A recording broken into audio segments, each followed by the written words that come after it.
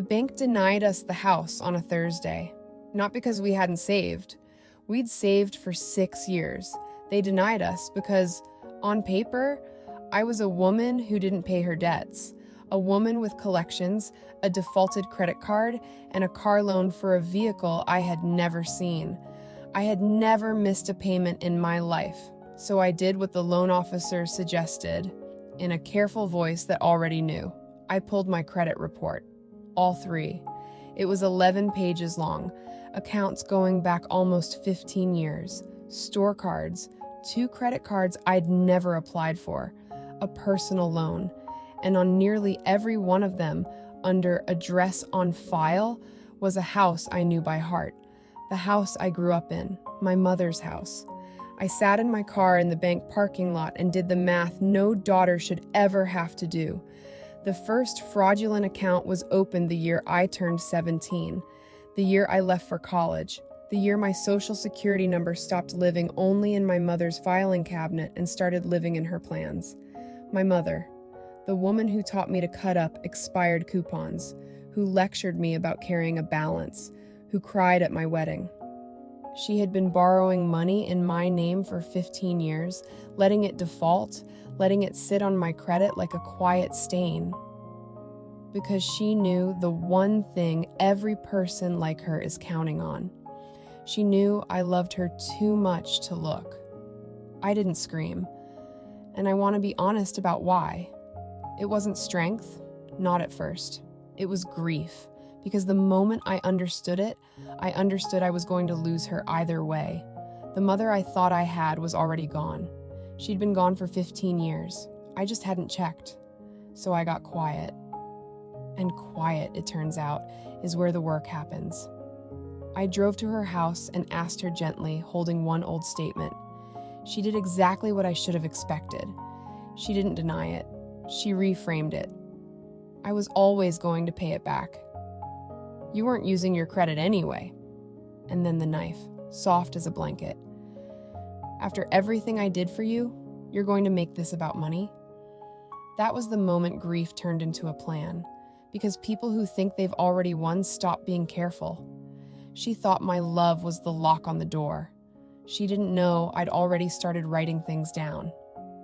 I went to IdentityTheft.gov, the Federal Trade Commission's official site, and filed an FTC identity theft affidavit step by step, account by account. I placed a credit freeze with all 3 bureaus, Equifax, Experian, and TransUnion, so no one could open a single new thing in my name again. Not a store card, not a loan, not my mother. I pulled every record.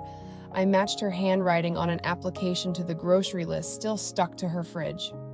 And then I hit the wall I'd been dreading since the parking lot. A lawyer at a legal aid clinic told me the truth plainly, the way the kind ones do. The law could fix this. Under the Fair Credit Reporting Act, once I gave the credit bureaus a complete identity theft report, they were required to block the fraudulent accounts from my file within 4 business days.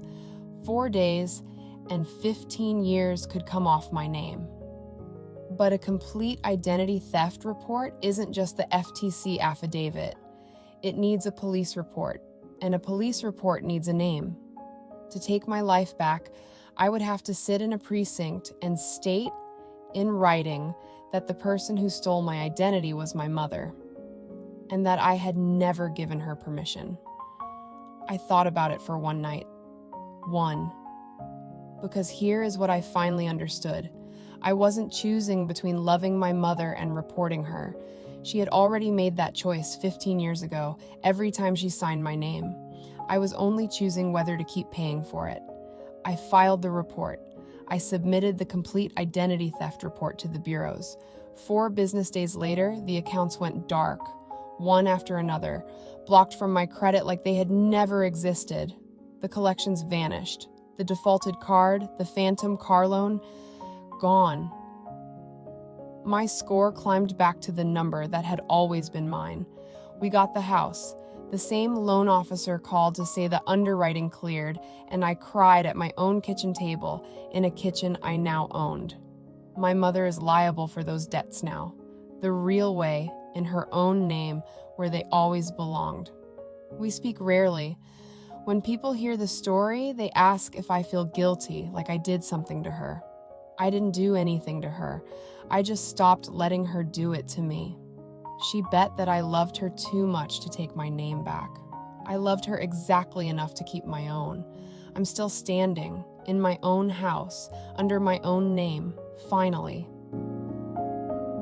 Subscribe for more stories like this.